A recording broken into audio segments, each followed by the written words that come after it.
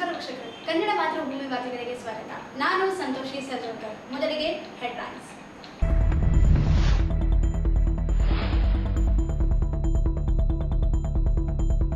ಅಂಗನವಾಡಿ ಯೋಜನೆಗಳಿಗೆ ಕೇಂದ್ರ ಅನುದಾನ ಕಡಿತ. ಕೇಂದ್ರ ನೀತಿ ವಿರೋಧಿಸಿ ಜೂನ್ 9ರಂದು ರಾಷ್ಟ್ರವ್ಯಾಪಿ ಮುಷ್ಕರ. ಎಸ್ ವರಲಕ್ಷ್ಮಿ.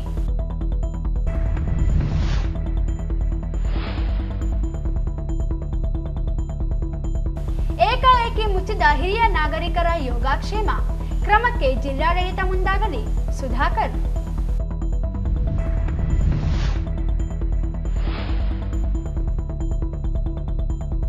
ವಿದ್ಯುತ್ ಪೂರೈಕೆಯಲ್ಲಿ ನಿರಂತರ ವ್ಯತ್ಯಯ ವಿರೋಧಿಸಿ ಸ್ವಾಭಿಮಾನಿ ರಕ್ಷಣಾ ವೇದಿಕೆ ಪ್ರತಿಭಟನೆ.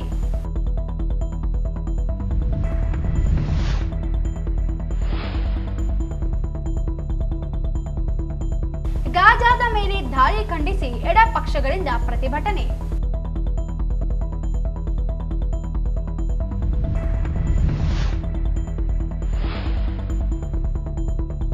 ಹಿಂದುಳಿದ ವರ್ಗ ಇಲಾಖೆಯಲ್ಲಿ ಟೆಂಡರ್ ಅಕ್ರಮ. ಬಿಸಿಎಂ ಉಪನಿರ್ದೇಶಕ ಸೇರಿ ಸಹಾಯಕ ನಿರ್ದೇಶಕರ ವಿರುದ್ಧ ಲೋಕಾಯುಕ್ತರಿಗೆ ದೂರು.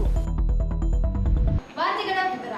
ಕೇಂದ್ರ ಸರ್ಕಾರ ಐಸಿಡಿಎಸ್ ಯೋಜನೆಯನ್ನು ಫಲಾನುಭವಿ ಆಧಾರಿತವಾಗಿ ರೂಪಿಸಲು ಹೊರಟಿರುವ ಸೇರಿದಂತೆ ಅಂಗನವಾಡಿ ನೌಕರರನ್ನು ಕಾಯಂಗೊಳಿಸುವುದು, ಘಟಕ ವೆಚ್ಚ ಹೆಚ್ಚಿಸುವಂತೆ ಆಗ್ರಹಿಸಿ ಜೂನ್ 9ರಂದು ನಡೆಯಲಿರುವ ರಾಷ್ಟ್ರವ್ಯಾಪಿ ಮುಷ್ಕರ ಬೆಂಬಲಿಸಿ ಅಂಗನವಾಡಿ ನೌಕರರ ಸಂಘ ರಾಜ್ಯಾದ್ಯಂತ ಪ್ರತಿಭಟನೆ ನಡೆಸಲಿದೆ ಎಂದು ಸಂಘದ ಅಧ್ಯಕ್ಷೆ ಎಸ್ ವರಲಕ್ಷ್ಮಿ ಹೇಳಿದರು. ಅವರಿಂದು ಮಾಧ್ಯಮಗೋಷ್ಠಿ ಉದ್ದೇಶಿಸಿ ಮಾತನಾಡಿ, ಕೇಂದ್ರ ಸರ್ಕಾರ ಐಸಿಡಿಎಸ್ ಯೋಜನೆಗೆ ಅನುದಾನ ನೀಡುವುದಲ್ಲಿ ಕಡಿತಗೊಳಿಸಿದೆ. ಮಕ್ಕಳು ಹಾಗೂ ಗರ್ಭಿಣಿ ಮಹಿಳೆಯರಿಗೆ ನೀಡುವ ಆಹಾರ ವಿತರಣಾ ವ್ಯವಸ್ಥೆಯನ್ನು ಆನ್ಲೈನ್ನಿಂದ ಮೊಬೈಲ್ ಆಪ್ ಮೂಲಕ ನಿರ್ವಹಿಸಲಾಗುತ್ತಿದೆ. ದುರ್ಬಳಕೆ ಮಾಡುವ ಪ್ರಶ್ನೆ ಉದ್ಭವಿಸುವುದಿಲ್ಲ. ಆದರೆ ಕೇಂದ್ರ ಸರ್ಕಾರ ಭ್ರಷ್ಟಾಚಾರದ ನಿಯಂತ್ರಣ ಹೆಸರಿನಲ್ಲಿ ಹೊಸ ಸಮಸ್ಯೆ ಸೃಷ್ಟಿಸುತ್ತಿದೆ. ಗರ್ಭಿಣಿ ಮಹಿಳೆಯರು ಅಂಗನವಾಡಿ ಕೇಂದ್ರಕ್ಕೆ ಬರುವುದಿಲ್ಲ. ಅಂತವರಿಗೆ ಆಧಾರ್ ಲಿಂಕ್ ಮಾಡಿ 3 OTP ಪಡೆದು ಮಾಹಿತಿ ನೀಡಬೇಕು. ಇದು ನಿರ್ವಹಣೆ ಸಾಧ್ಯವಾಗುತ್ತಿಲ್ಲ. 4G ಮತ್ತು 5G ನೆಟ್ ವರ್ಕ್ ವ್ಯವಸ್ಥೆ ಸೇರಿದಂತೆ ತಾಂತ್ರಿಕ ಸಮಸ್ಯೆ ನಿವಾರಿಸಬೇಕಿದೆ. ಆದರೆ ಸರ್ಕಾರ ಕೇವಲ ನೋಂದಣಿ ಮಾಡಲು ಮಾತ್ರ ಹೇಳುತ್ತಿದೆ ಹೊರತು ಸಮಸ್ಯೆ ನಿವಾರಿಸುತ್ತಿಲ್ಲ. ಅಪೌಷ್ಟಿಕತೆ ನಿವಾರಣೆಯಲ್ಲಿ ಪ್ರಮುಖ ಪಾತ್ರ ವಹಿಸುತ್ತಿರುವ ಅಂಗನವಾಡಿ ಕೇಂದ್ರಗಳನ್ನು ಬಲವರ್ಧನೆ ಮಾಡುವ ಬದಲು ಅಸ್ಥಿರಗೊಳಿಸುವ ಕೆಲಸ ಕೇಂದ್ರ ಸರ್ಕಾರ ಪ್ರಾರಂಭಿಸಿದೆ. ಪೌಷ್ಟಿಕತೆ ಹೆಚ್ಚಳ ಮತ್ತು ಆಹಾರ ಭದ್ರತಾ ಕಾಯ್ದೆ ವಿರುದ್ಧವಾಗಿ ಸರ್ಕಾರ ನಡೆದುಕೊಳ್ಳುತ್ತಿದೆ. ಸರ್ಕಾರ ಕ್ರಮ ವಿರೋಧಿಸಿ ಜೂನ್ 9ರಂದು ರಾಷ್ಟ್ರ ವ್ಯಾಪಿ ಮುಷ್ಕರ ಬೆಂಬಲಿಸಿ ಭಾಗವಹಿಸುವುದು, ನವೆಂಬರ್ನಲ್ಲಿ ರಾಜ್ಯ ಸಂಸದರುಗಳಿಗೆ ಮನವಿ ನೀಡಿ ಪ್ರತಿಭಟನೆ ನಡೆಸುವುದು, ಡಿಸೆಂಬರ್ನಲ್ಲಿ ಕೇಂದ್ರ ಸಚಿವರ ಮನೆಗಳ ಮುಂದೆ ಧರಣಿ ನಡೆಸಲು ನಿರ್ಧರಿಸಲಾಗಿದೆ ಎಂದರು. ಒಂದು ಅಖಿಲ ಭಾರತ ಸಾರ್ವತ್ರಿಕ ಮುಷ್ಕರದಲ್ಲಿ ಭಾಗಿದಾರರಾಗ್ತಾ ಇದ್ದಾರೆ ಮತ್ತು ಸಾಮೂಹಿಕವಾದಂಥ ಒಂದು ಬಂಧನಕ್ಕೆ ಒಳಗಾಗ್ತಾ ಇದ್ದಾರೆ. ಯಾಕೆ ಅಂತ ಹೇಳಿದರೆ, ಕೇಂದ್ರ ಸರ್ಕಾರದ ಮೂಲ ಯೋಜನೆ ICDS. ಅದೇ ಇವತ್ತು ಕೇಂದ್ರ ಸರ್ಕಾರ ತನ್ನ ಪಾಲಿನ ಶೇರನ್ನು 40%ಗೆ ಆಲ್ರೆಡಿ ಕಡಿಮೆ ಮಾಡಿದೆ. 60% ಮಾತ್ರನೇ ಕೊಡ್ತಾ ಇರೋದು. ಇದು ಬರೀ ICDSಗೆಲ್ಲ ಟೋಟಲ್ ಎಲ್ಲ ಕೇಂದ್ರ ಸರ್ಕಾರದ ಸ್ಕೀಮ್ಸ್ ಅಂತ ಏನಿದ್ದಾವೆ ಆ ಎಲ್ಲ ಸ್ಕೀಮುಗಳು ಕೂಡ 60-40 ನಡೀತಾ ಇದೆ. ನಮ್ಮ ಸ್ಕೀಮು ಕೂಡ 60-40 ನಡೀತಾ ಇದೆ. ಈಗ 60% ಕೂಡ ಕೊಡೋದಕ್ಕೆ ಹಲವು ನಿರ್ಬಂಧಗಳನ್ನು ಕೇಂದ್ರ ಸರ್ಕಾರ ಇವತ್ತು ಆಗ್ತಾ ಇದೆ. ಅದರಲ್ಲಿ ಪ್ರಮುಖವಾಗಿ ಇತ್ತೀಚೆಗೆ ನಮಗೆ ಕರೋನಾ ಟೈಮಲ್ಲಿ ಪೋಷನ್ ಟ್ರ್ಯಾಕರ್ ಅನ್ನುವಂಥ ಒಂದು ಆ್ಯಪನ್ನು ಇಂಟ್ರೊಡ್ಯೂಸ್ ಮಾಡಿದರು. ಸೊ ನಾವು ಕೆಲಸ ಮಾಡ್ತಾ ಇದ್ವಿ. ಈಗ ಅದನ್ನು ಅಪ್ಗ್ರೇಡ್ ಮಾಡಿ ಫೇಸ್ ವ್ಯಾಲ್ಯೂ ಹಾಕಬೇಕು ಅಂತ ಹೇಳಿ ಕೇಳ್ತಾ ಇದ್ದಾರೆ. ಸೊ ಫೇಸ್ ವ್ಯಾಲ್ಯೂ ಅಂತ ಹೇಳಿದ್ರೆ, ನಮ್ಮ ಅಂಗನವಾಡಿಗಳಿಗೆ ಎಷ್ಟು ಜನ ಫಲಾನುಭವಿಗಳು ಬರ್ತಾರೋ ಆ ಫಲಾನುಭವಿಗಳಿಗೆ ನಾವೇನು ಆಹಾರವನ್ನು ಕೊಡ್ತೀವಿ, ಏನು ಆ್ಯಕ್ಟಿವಿಟಿಯನ್ನು ಮಾಡ್ತೀವಿ, ಪ್ರತಿಯೊಂದನ್ನು ಕೂಡ ರೆಕಾರ್ಡ್ ಆನ್ಲೈನಲ್ಲಿ ನಾವು ಮಾಡಬೇಕು ಅಂತ ಹೇಳಿ ಅವರು ಹೇಳ್ತಾ ಇದ್ದಾರೆ. ಸೊ ಈಗ ನಮಗೆ ಅದನ್ನು ಮಾಡಲಿಕ್ಕೆ ಕಷ್ಟ ಅಂತ ನಾವು ಹೇಳ್ತಾ ಇಲ್ಲ, ಅಥವಾ ಅದನ್ನು ನಾವು ನಿರಾಕರಿಸ್ತಾ ಇಲ್ಲ. ನಾವು ಮಾಡ್ತೀವಿ. ಅಕೌಂಟಬಿಲಿಟಿಯ ಪ್ರಶ್ನೆ ಇರುತ್ತೆ. ಸರ್ಕಾರ ಅಂತ ಹೇಳಿದಾಗ ನಾವು ಮಾಡಬೇಕು. ಆದರೆ ಅದರಲ್ಲಿ ಹಲವಾರು ತಾಂತ್ರಿಕ ದೋಷಗಳಿದ್ದಾವೆ. ನಂಬರ್ 1, ನೆಟ್ವರ್ಕ್ ಇಲ್ಲ. ಆಮೇಲೆ ನಮಗೆ ಕೊಟ್ಟಿರುವಂಥ ಮೊಬೈಲ್ಗಳು 4G 5G ತಾಂತ್ರಿಕತೆಯನ್ನು ಹೊಂದಿಲ್ಲ. ಮೂರನೇದು, ಇದು ಏನು ಫೋಟೋ ಕ್ಯಾಪ್ಚರ್ ಮಾಡಬೇಕು ಅಂತ ಹೇಳಿದ್ರೆ ಆಧಾರ್ ಕಾರ್ಡನ್ನು ಮುಖ್ಯವಾಗಿ ಅಲ್ಲಿ ಪರಿಗಣಿಸಲಾಗಿದೆ. ಆಧಾರ್ ಕಾರ್ಡ್ ನಂಬರ್ ಹಾಕಬೇಕು.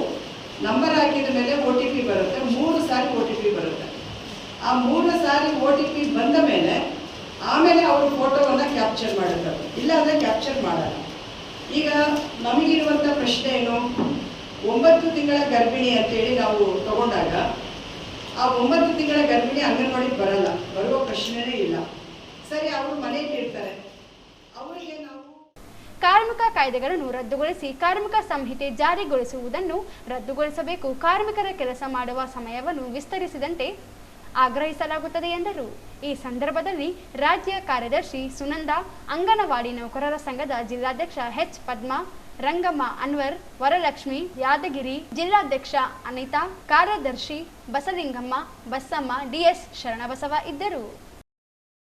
ಹಿರಿಯ ನಾಗರಿಕ ಇಲಾಖೆಯಡಿ ಪವನ್ ಪಾಟೀಲ್ ಎಂಬುವವರು ನಿರ್ವಹಿಸುತ್ತಿರುವ ಹಿರಿಯ ನಾಗರಿಕ ಯೋಗಕ್ಷೇಮ ಕೇಂದ್ರ ಏಕಾಏಕಿ ಸ್ಥಗಿತಗೊಳಿಸಿದ್ದು ಹಿರಿಯ ನಾಗರಿಕರು ಸೌಲಭ್ಯದಿಂದ ವಂಚಿತಗೊಳ್ಳುವಂತಾಗಿದೆ. ಕೂಡಲೇ ಪರ್ಯಾಯ ಸಂಸ್ಥೆಯಿಂದ ಯೋಗಕ್ಷೇಮ ಕೇಂದ್ರ ಪ್ರಾರಂಭಿಸಬೇಕು ಎಂದು ಹಿರಿಯ ನಾಗರಿಕರ ಸಂಘದ ಸುಧಾಕರ್ ಆಗ್ರಹಿಸಿದರು.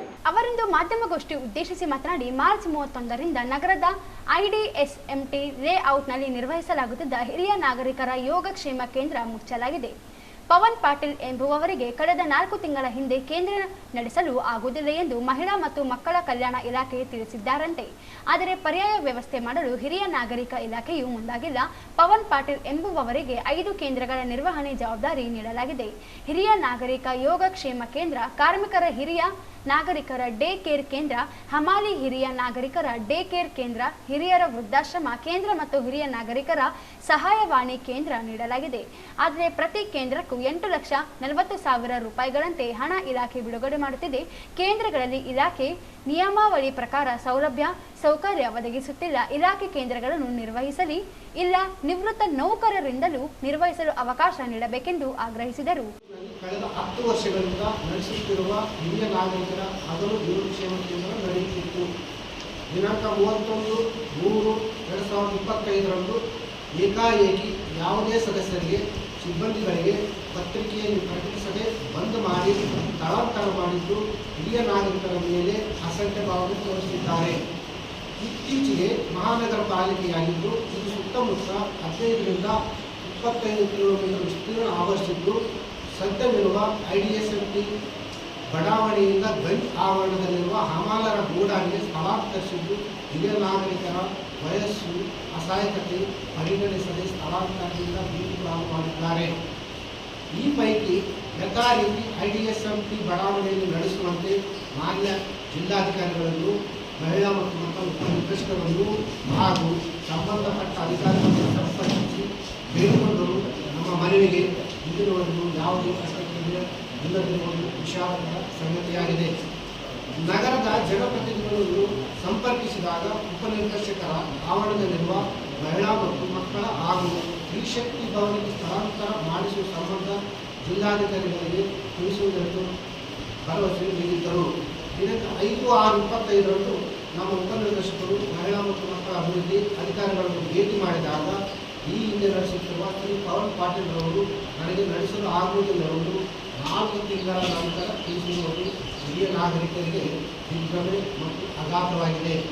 ಶ್ರೀ ಪವನ್ ಪಾಟೀಲ್ ಇವರು ಕುಟುಂಬದ ಹೆಸರಿನಲ್ಲಿ 5 ಸಂಸ್ಥೆಗಳನ್ನು ನಡೆಸುತ್ತಿದ್ದಾರೆ. ಹಿರಿಯ ನಾಗರಿಕರ ಹಗಲು ಯೋಗಕ್ಷೇಮ ಕೇಂದ್ರ, ಕಾರ್ಮಿಕರ ಹಿರಿಯ ನಾಗರಿಕರ ಡೇ ಕೇರ್ ಕೇಂದ್ರ, ಹಮಾಲಿ ಹಿರಿಯ ನಾಗರಿಕರ ಡೇ ಕೇರ್ ಕೇಂದ್ರ, ಹಿರಿಯ ವೃದ್ಧಾಶ್ರಮ ಕೇಂದ್ರ, ಹಿರಿಯ ನಾಗರಿಕರ ಸಹಾಯವಾಣಿ ಕೇಂದ್ರ. ಈ ಸಂಸ್ಥೆಗಳನ್ನು ನಡೆಸಲು ತ್ರೈಮಾಸಿಕವಾಗಿ ರೂಪಾಯಿ 8,40,000 ಬಿಲ್ ಪಾವತಿ ಪಡೆಯುತ್ತಿದ್ದಾರೆ. ಸಂಸ್ಥೆ ಒಂದೊಂದು ಸಂಸ್ಥೆಗೆ 8 ಲಕ್ಷ ಪಡಿತಕ್ಕಂಥ. ಇತರ ಜಿಲ್ಲೆಗಳಿಗೆ ಹೋಲಿಸಿದರೆ ಇಲ್ಲಿ ಮೂಲಭೂತ ಸೌಕರ್ಯ ಇಲ್ಲದಿದ್ದರೂ ಇಲ್ಲಿಯ ಹಿರಿಯ ನಾಗರಿಕರು ಸಂಸ್ಥೆಗಳಾಗಿದ್ದಾರೆ. ಜೂನ್ 23ರಂದು ಜಿಲ್ಲೆಗೆ ಆಗಮಿಸಲಿರುವ ಮುಖ್ಯಮಂತ್ರಿಗಳಿಗೆ ಮನವಿ ನೀಡಿ ಒತ್ತಾಯಿಸುವುದಾಗಿ ಹೇಳಿದರು.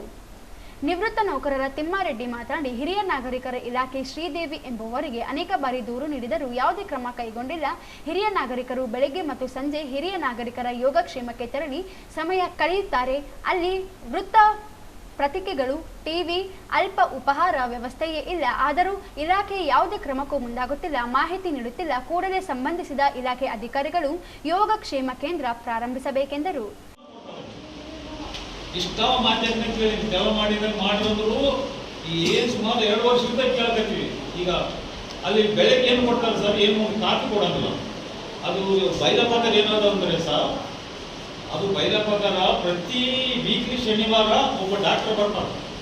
ಡಾಕ್ಟರ್ ಕರೆಸಿ ಎಲ್ಲರಿಗೆ ಹಿರಿಯ ನಾಗರಿಕರಿಗೆಲ್ಲ ಶುಗರು BP ಎಲ್ಲ ಚೆಕ್ ಮಾಡ್ಬೇಕಂತ ಅದ್ರಾಗ ಬೇರೆದಾಗ ಐತಿ. ಆದರೂ ಶನಿವಾರ ಡಾಕ್ಟರ್ ಬರ್ತಾನೆ, ಇಲ್ಲವನಿಗೆಲ್ಲ ಬರ್ತಾನೆ. ಬಂದರೆ ಅವ್ರು ಏನು ಮಾಡ್ತಾರ, ಅಲ್ಲಿ DH ಆಫೀಸರ್ ಲೆಟರ್ ಬರ್ತು, ಅಲ್ಲಿ ಯಾವ ಮೆಡಿಸಿನ್ ತಂದು ಕೊಡ್ತಾರೆ. ಅದನ್ನ ಸಪ್ರೇಟ್ ಬಿಲ್ ಇರ್ತಾರೆ. ಅವರು ಆ ಬಿಲ್ ಎಲ್ಲಿ ಕೊಡ್ತಾರ ನಮ್ಗೆ ಗೊತ್ತು, ಆದರೂ ಹೇಳಂಗಲ್ಲ. ಆ ಸಪ್ರೇಟ್ ಬಿಲ್ ಇರ್ತಾರೆ. ಎತ್ತರ ಕೊಡ್ರಿ, ಎತ್ತಿನ ಹಿರಿಯ ನಾಗರಿಕರಿಗೆ ಏನೋ ಅವ್ನು ಟ್ಯಾಬ್ಲೆಟ್ ಕೊಡ್ಬೇಕಲ್ರಿ, ಏನಿಲ್ಲ. ಮತ್ತೆ ಅಲ್ಲಿ ಬೆಳಿಗ್ಗೆ ಏನೋ ಸರ್ ಅಲ್ಪ ಆಹಾರ ಅಂತ ಬೆಳಿಗ್ಗೆ ಟಿಫನ್ದಾಗ ಕಾಫಿ ಅದು ಬಿಸ್ಕುಟು ಏನೋ ಒಂದು ಹಣ್ಣು ಹಂಪಲು ಕೊಡ್ಬೇಕಂತ ಹಿರಿಯ ನಾಗರಿಕರು. ಅದಾದ ನಂತರ ಮಧ್ಯಾಹ್ನ ಅದು ಲೈಟ್ ಉಪಹಾರ ಅಂತ ಅದ್ರ ಏನೇ ಬರ್ಬೋದು, ಚಪಾತಿ ಕೊಡ್ಬೋದು, ಊರು ಕೊಡ್ಬೋದು, ಇದು ಕೊಡ್ಬೋದು. 4 ಗಂಟೆಗೆ ಮುಕ್ತಾಯ ಆಗೋದು ಏನೋ ಒಂದು ಟೀ ಕೊಟ್ಟು ಕಳಿಸ್ಬೇಕಂತ ಅದ್ರ ಏನು ನಮ್ಗೇನಾದ್ರು ಅನ್ನ ಕೊಡ್ರಿ ಉಪ್ಪಿಟ್ಟು ಕೊಡ್ರಿ ಅಂತ ಕೇಳಂಗಿಲ್ಲ. ಅವ್ರು ಏನನ್ನ ನೋಡ್ರಿ. ಆದರೂ 60-70 ವರ್ಷ ಮೇಲ್ಪಟ್ಟಾದವ್ರಿಗೆ ಶುಗರ್ BP ದುಡ್ಡು ಸಹ ಅನ್ನ ಸಾರು ಆಗ್ತಾನೆ. ಅದು ತಿನ್ನಕ್ಕೆ ಪ್ಲೇಟ್ ಇಲ್ಲ, ಸಣ್ಣ ಪ್ಲೇಟ್ನಾಗ ಕೊಡ್ತಿದ್ದೆ. ನಾನು ಒಂದ್ಸಲ ವಾದ ಮಾಡಿದಾಗ ಒಂದು 30 ಪ್ಲೇಟ್ ತಗೊಂಡ್ರು. ಅದ್ರಾಗ ಲೈಬ್ರರಿ ಇರ್ಬೇಕು, TV ಇರಬೇಕು, ಬುಕ್ ಫೈಬರ್ ಎಲ್ಲ ಬರ್ಬೇಕು. ಹಿರಿಯ ನಾಗರಿಕ ಅದ್ರಾಗ ಸವಲತ್ತು ಅದು ಬೈಲದಾಗ ಅದ ಎಲ್ಲ ತೋರಿಸ್ತದೆ. ಆದ್ರೆ ಅಲ್ಲಿ ಏನು ಪೇಪರ್ ಬರೋದು ಏನು ಬರೋದು, ನಮ್ಮ ಪೇಪರ್ನ ನಾವು ಓದ್ಬೇಕು.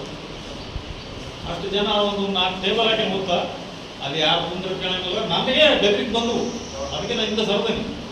ಆದರೂ ಇದು ಕರೋನದ ಮುಂದಕ್ಕೆ ಬಂದ್ವಿ, ನಮಗೂ ಬೆದರಿಗೆ ಬಂದರು. ಅವ್ರು ಯಾರು ಸಂಬಂಧಿಕರು ಕಳಿಸಿದ್ರು ಬಡಿಯಾಗಿ. ಈ ಸಂದರ್ಭದಲ್ಲಿ ಈಶ್ವರಪ್ಪ, ಗಂಗಪ್ಪ, ಸಂಪತ್ ಕುಮಾರ್, ರುದ್ರಯ್ಯ ಗುಣಾರಿ, ಶಂಕರಪ್ಪ, ಹನುಮಂತ ಸೇರಿ ಅನೇಕರು ಇದ್ದರು. ನಗರ ಮತ್ತು ಗ್ರಾಮೀಣ ಭಾಗದಲ್ಲಿ ವಿದ್ಯುತ್ ಸರಬರಾಜು ವ್ಯತ್ಯಯವಾಗುತ್ತಿದ್ದು, ಉದ್ದೇಶಪೂರ್ವಕವಾಗಿ ಹಗಲು ಮತ್ತು ರಾತ್ರಿ ವೇಳೆ ಪದೇ ಪದೇ ವಿದ್ಯುತ್ ಕಡಿತ ಮಾಡುತ್ತಿರುವ ಜೆಸ್ಕಾಂ ವಿರುದ್ಧ ಕ್ರಮ ಜರುಗಿಸಬೇಕು ಎಂದು ಕರ್ನಾಟಕ ರಕ್ಷಣಾ ವೇದಿಕೆ ಸ್ವಾಭಿಮಾನಿ ಬಣ ಜಿಲ್ಲಾ ಘಟಕದ ವತಿಯಿಂದ ಜಿಲ್ಲಾಧಿಕಾರಿ ಕಚೇರಿ ಸ್ಥಾನಿಕ ಅಧಿಕಾರಿಗೆ ಮನವಿ ಸಲ್ಲಿಸಿದರು.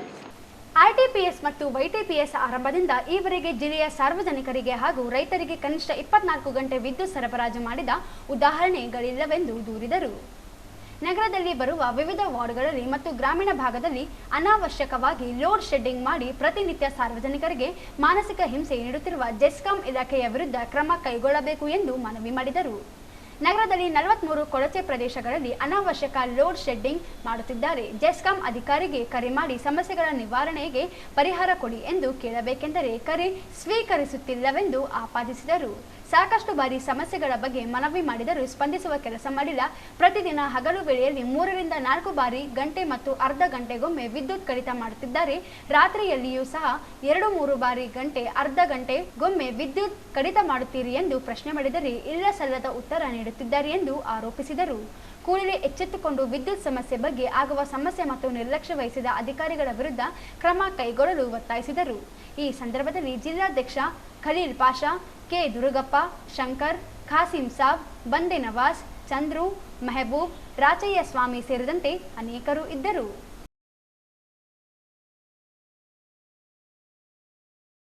ಗಾಜಾದಲ್ಲಿ ಇಸ್ರೇಲಿನ ಮಾನವ ಹತ್ಯಾಕಾಂಡವನ್ನು ಖಂಡಿಸಿ ಪ್ಯಾಲೆಸ್ತೀನಿಗೆ ಬೆಂಬಲವನ್ನು ವ್ಯಕ್ತಪಡಿಸಿ ಭಾರತ ಕಮ್ಯುನಿಸ್ಟ್ ಪಕ್ಷ, ಮಾರ್ಕ್ಸ್ವಾದ, ಭಾರತ ಕಮ್ಯುನಿಸ್ಟ್ ಪಕ್ಷ, socialist unity centre of India ಸೇರಿದಂತೆ ಇತರೆ ಎಡಪಕ್ಷಗಳಿಂದ ನಗರದ ಡಾಕ್ಟರ್ ಬಿ.ಆರ್. ಅಂಬೇಡ್ಕರ್ ವೃತ್ತದಲ್ಲಿ ಪ್ರತಿಭಟನೆ ಮಾಡುವ ಮೂಲಕ ರಾಷ್ಟ್ರೀಯ ಸೌಹಾರ್ದತಾ ದಿನವನ್ನು ಆಚರಿಸಲಾಯಿತು.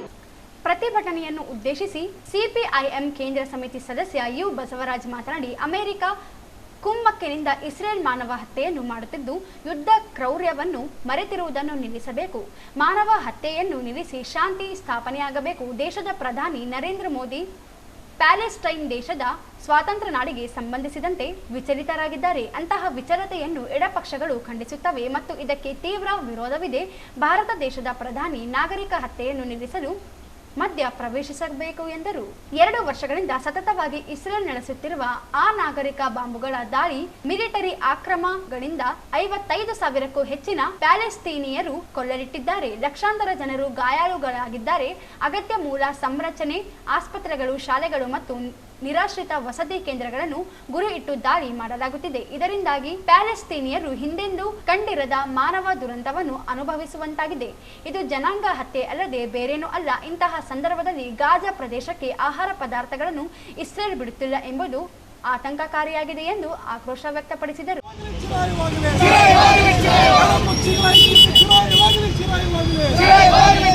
ಸಮಾಜವನ್ನು ಹಾಳು ಮಾಡುವ ಯುದ್ಧಗಳಿಗೆ ಧಿಕ್ಕಾರ, ಜನ ವಿರೋಧಿ ಯುದ್ಧಗಳಿಗೆ ಧಿಕ್ಕಾರ,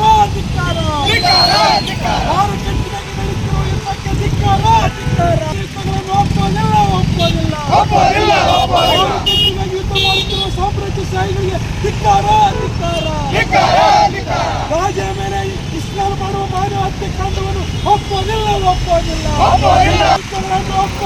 ದೇಶವ್ಯಾಪಿಯಾಗಿ ಎಡಪಕ್ಷಗಳು ಅಮೆರಿಕದ ಕುಮ್ಮಕ್ಕಿನಿಂದ ಇಸ್ರೇಲ್ ಮಾನವ ಹತ್ಯೆಯನ್ನು ಏನು ಮಾಡ್ತಾ ಇದೆ, ಯುದ್ಧಕ್ಕೆ ಏನು ಯುದ್ಧ ಕ್ರೌರ್ಯವನ್ನು ಇವತ್ತು ನಡೀತಾ ಇದೆ, ಅದನ್ನು ನಿಲ್ಲಿಸಬೇಕು. ಮಾನವ ಹತ್ಯೆಯನ್ನು ನಿಲ್ಲಿಸಬೇಕು, ಶಾಂತಿ ಸ್ಥಾಪನೆ ಆಗಬೇಕು ಅಂತೇಳಿ ಒತ್ತಾಯ ಮಾಡಿ, ಹಾಗೆಯೇ ನಮ್ಮ ದೇಶ, ನಮ್ಮ ಪ್ರಧಾನಮಂತ್ರಿಗಳು ಇಂದಿನಿಂದ ಯಾವ ಒಂದು ನಿಲುಮೆಯನ್ನು ಇವತ್ತು ಭಾರತ ದೇಶ ಪ್ಯಾಲೆಸ್ತೀನಿಯರ ಸ್ವತಂತ್ರ ನಾಡಿಗೆ ಸಂಬಂಧಪಟ್ಟು ಒಂದು ನಿಲುಮೆಯನ್ನು ತಾಳಿತ್ತು, ಅದರಿಂದ ವಿಚಲಿತರಾದಂತೆ ಕಾಣ್ತಾ ಇದೆ. ಆದ್ದರಿಂದ ಅಂಥ ವಿಚಲನೆಯನ್ನು ಕೂಡ ಇವತ್ತು ನಮ್ಮ ಎಡಪಕ್ಷಗಳು ತೀವ್ರವಾಗಿ ಇವತ್ತು ಅದನ್ನು ನಾವು ಆರೋಪಿಸ್ತಾ ಇದ್ದೀವಿ. ಮಧ್ಯಪ್ರವೇಶ ಮಾಡಿ ನಾಗರಿಕ ಹತ್ಯೆಯನ್ನು ನಿಲ್ಲಿಸೋದಕ್ಕೆ ಇವತ್ತು ನಮ್ಮ ದೇಶ ಮುಂದಾಗಬೇಕು ಅಂತೇಳಿ ಈ ಸಂದರ್ಭದಲ್ಲಿ ನಾವು ಒತ್ತಾಯ ಮಾಡ್ತಾ ಇದ್ದೀವಿ. ಬಹುಶಃ ಎಲ್ಲರಿಗೂ ಗೊತ್ತಿದೆ, ಇಡೀ ಜಗತ್ತಿನಲ್ಲಿ ಇವತ್ತು ಭಾಳ ದೊಡ್ಡ ಪ್ರಮಾಣದಲ್ಲಿ ರೈತರು ಆತ್ಮಹತ್ಯೆ ಮಾಡ್ಕೊಳ್ತಾ ಇದ್ದಾರೆ. ಕಾರ್ಮಿಕರು ಇವತ್ತು ಉದ್ಯೋಗವನ್ನು ಕಳ್ಕೊಂಡು ಬೀದಿ ಪಾಲಾಗ್ತಾ ಇದ್ದಾರೆ. ಜಗತ್ತಿನಾದ್ಯಂತ ಹಸಿವಿನ ಸಾವುಗಳು ಜಾಸ್ತಿ ಆಗ್ತಾ ಇದ್ದಾವೆ. ಗಾಜಾವನ್ನು ಕತ್ತು ಹಿಸುಕಿ ಹಸುವಿನಿಂದ ಸಾಯುವಂತೆ ಮಾಡಲು ಇಸ್ರೇಲ್ ಉದ್ದೇಶಿಸಿದೆ. ಇದು ಆಸ್ಪತ್ರೆಗಳು, ಸಹಾಯ ಬೆಂಗಾವಲುಗಳು, ವಿಶ್ವಸಂಸ್ಥೆಯ ನಿರಾಶ್ರಿತರ ಆಶ್ರಯ ತಾಣಗಳು, ಶಾಲೆಗಳು, ಮಸೀದಿಗಳು ಮತ್ತು ಚರ್ಚುಗಳ ಮೇಲೆ ದಾಳಿ ನಡೆಸುತ್ತಿದೆ. ಇಸ್ರೇಲ್ ದಾಳಿಯಲ್ಲಿ ಮೃತಪಟ್ಟವರಲ್ಲಿ 60% ಮಹಿಳೆಯರು ಮತ್ತು ಮಕ್ಕಳು, ಪತ್ರಕರ್ತರು ಮತ್ತು ವಿಶ್ವಸಂಸ್ಥೆಯ ಸಹಾಯ ಕಾರ್ಯಕರ್ತರನ್ನು ಸಹ ಗುರಿಯಾಗಿಸಿಕೊಳ್ಳಲಾಗುತ್ತಿದೆ. ಬೆಳೆಗಳು ನಾಶವಾಗುತ್ತಿವೆ. ಗಾಜಾ ಮೇಲಿನ ಆಕ್ರಮಣ ಮತ್ತು ದಾಳಿಯನ್ನು ಇಸ್ರೇಲ್ ನಿಲ್ಲಿಸಬೇಕು. ಅದು ನಡೆಸಿರುವ ಜನಾಂಗೀಯ ದ್ವೇಷ ಮತ್ತು ಯುದ್ಧ ಅಪರಾಧಗಳನ್ನು ಖಂಡಿಸಿ ಇಸ್ರೇಲ್ ಅನ್ನು ಜನಾಂಗೀಯ ದ್ವೇಷದ ಪ್ರಭುತ್ವವೆಂದು ಘೋಷಿಸಿ ಕ್ರಮ ಕೈಗೊಳ್ಳಬೇಕು. ತಮ್ಮ ರಾಷ್ಟ್ರ ಗೌರವ ಮತ್ತು ಸ್ವಾತಂತ್ರ್ಯಕ್ಕಾಗಿ ಪ್ಯಾಲೆಸ್ಟೀನಿ ಜನತೆ ನಡೆಸುತ್ತಿರುವ ನ್ಯಾಯಯುತ ಹೋರಾಟವನ್ನು ಬೆಂಬಲಿಸಬೇಕು. ಭಾರತ ದೇಶದ ಜನರ ಸಾಮ್ರಾಜ್ಯಶಾಹಿ ವಿರೋಧಿ ಅಶೋತ್ತರಗಳಿಗೆ ಅನುಗುಣವಾಗಿ ಪ್ಯಾಲೆಸ್ತೀನಿಯರ ಆಶಯಗಳನ್ನು ಬೆಂಬಲಿಸುತ್ತಾ ಬಂದಿರುವ ನೆಲೆಯಲ್ಲಿ ಭಾರತ ಸರ್ಕಾರವು ನೀತಿಬದ್ಧ ನಿಲುವನ್ನು ತೆಗೆದುಕೊಳ್ಳಬೇಕು ಮತ್ತು ಇಸ್ರೇಲಿನೊಂದಿಗೆ ಮಿಲಿಟರಿ ಮತ್ತು ಭದ್ರತಾ ಸಹಕಾರವನ್ನು ತಕ್ಷಣವೇ ನಿಲ್ಲಿಸಬೇಕು ಎಂದು ಆಗ್ರಹಿಸಿದರು. ಪ್ರತಿಭಟನೆಯಲ್ಲಿ ಸಿಪಿಐಎಂ ರಾಜ್ಯ ಕಾರ್ಯದರ್ಶಿ ಮಂಡಳಿ ಸದಸ್ಯೆ S Varalakshmi, KG Veeresh, SUCI C ಪಕ್ಷದ ಎನ್ಎಸ್ ವೀರೇಶ್, ಅಪ್ಪಣ್ಣ, ಶರಣಪ್ಪ ಉಡ್ಬಾಳ, ಡಿಎಸ್ ಶರಣಬಸವ, ಮಹೇಶ್, ಶಬ್ಬೀರ್ ಜಾಲಹಳ್ಳಿ, ಜಿಲಾನಿ ಪಾಷಾ, ಸಿಪಿಐನ ಜಿಲ್ಲಾ ಕಾರ್ಯದರ್ಶಿ ಚಂದ್ರಶೇಖರ್ ಕ್ಯಾತ್ನಟ್ಟಿ ಪಾಷಾ ಸೇರಿದಂತೆ 3 ಪಕ್ಷಗಳ ಸದಸ್ಯರು ಭಾಗವಹಿಸಿದ್ದರು. ವಸತಿ ನಿಲಯಗಳಿಗೆ ಸಾಮಗ್ರಿಗಳ ನೆಪದಲ್ಲಿ ಹಿಂದುಳಿದ ವರ್ಗಗಳ ಕಲ್ಯಾಣ ಇಲಾಖೆಯಲ್ಲಿ ಭಾರೀ ಅವ್ಯವಹಾರ ನಡೆದಿದ್ದು, ಅವ್ಯವಹಾರದಲ್ಲಿ ಭಾಗಿಯಾಗಿರುವ ಎನ್ನಲಾದ ರಾಯಚೂರು ಜಿಲ್ಲಾ ಅಧಿಕಾರಿ ಸೇರಿ 5 ತಾಲೂಕು ಸಹಾಯಕ ನಿರ್ದೇಶಕರ ಲೋಕಾಯುಕ್ತದಲ್ಲಿ ವಿರುದ್ಧ ಪ್ರಕರಣ ದಾಖಲಾಗಿದೆ. ಹಿಂದುಳಿದ ವರ್ಗಗಳ ಕಲ್ಯಾಣ ಇಲಾಖೆಯ ವಿದ್ಯಾರ್ಥಿ ನಿಲಯಗಳಿಗೆ ಸಾಮಗ್ರಿ ಖರೀದಿ ಮತ್ತು ದುರಸ್ತಿ ಹೆಸರಿನಲ್ಲಿ ಕೆಪಿಟಿಪಿ ನಿಯಮಗಳನ್ನು ಗಾಳಿಗೆ ತೂರಿ ನಕಲಿ ಬಿಲ್ ಸೃಷ್ಟಿಸಿ 5 ಕೋಟಿ ರೂಪಾಯಿಗಳನ್ನು ಲೂಟಿ ಮಾಡಿದ್ದಾರೆ.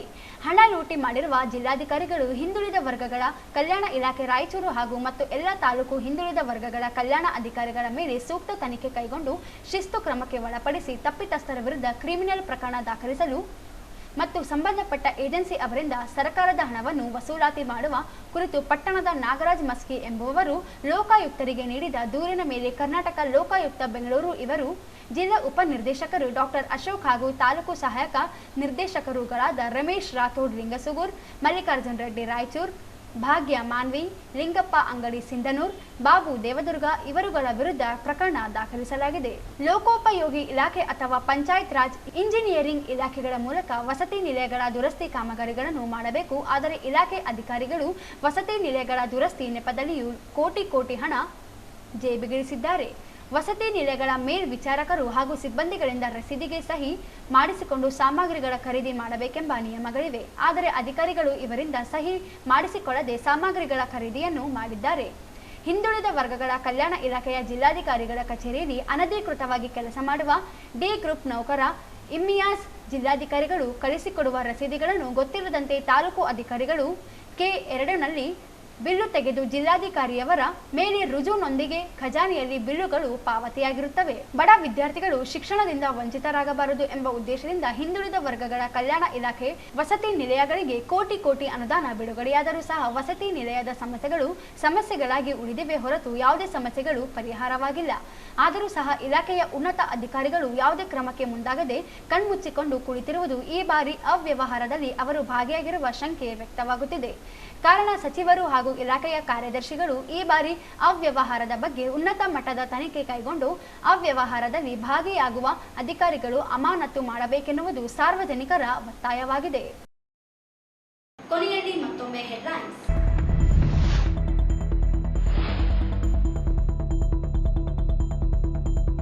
ಅಂಗನವಾಡಿ ಯೋಜನೆಗಳಿಗೆ ಕೇಂದ್ರ ಅನುದಾನ ಕಡಿತ. ಕೇಂದ್ರ ನೀತಿ ವಿರೋಧಿಸಿ ಜೂನ್ 9ರಂದು ರಾಷ್ಟ್ರವ್ಯಾಪಿ ಮುಷ್ಕರ. ಎಸ್ ವರಲಕ್ಷ್ಮಿ.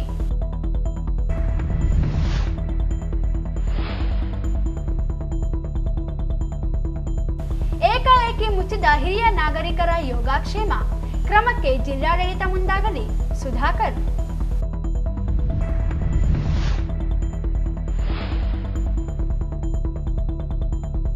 ವಿದ್ಯುತ್ ಪೂರೈಕೆಯಲ್ಲಿ ನಿರಂತರ ವ್ಯತ್ಯಯ ವಿರೋಧಿಸಿ ಸ್ವಾಭಿಮಾನಿ ರಕ್ಷಣಾ ವೇದಿಕೆ ಪ್ರತಿಭಟನೆ.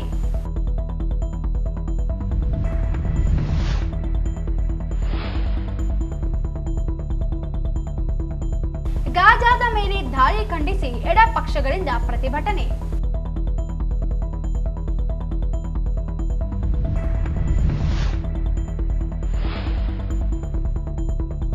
ಹಿಂದುಳಿದ ವರ್ಗ ಇಲಾಖೆಯಲ್ಲಿ ಟೆಂಡರ್ ಅಕ್ರಮ. ಬಿಸಿಎಂ ಉಪನಿರ್ದೇಶಕ ಸೇರಿ ಸಹಾಯಕ ನಿರ್ದೇಶಕರ ವಿರುದ್ಧ ಲೋಕಾಯುಕ್ತರಿಗೆ ದೂರು. ಇಲ್ಲಿಗೆ ವಾರ್ತೆಗಳ ಪ್ರಸಾರ ಮುಕ್ತಾಯವಾಯಿತು. ಮುಂದಿನ ವಾರ್ತೆಗಳೊಂದಿಗೆ ಮತ್ತೆ ಭೇಟಿಯಾಗೋಣ. ವಂದನೆಗಳು.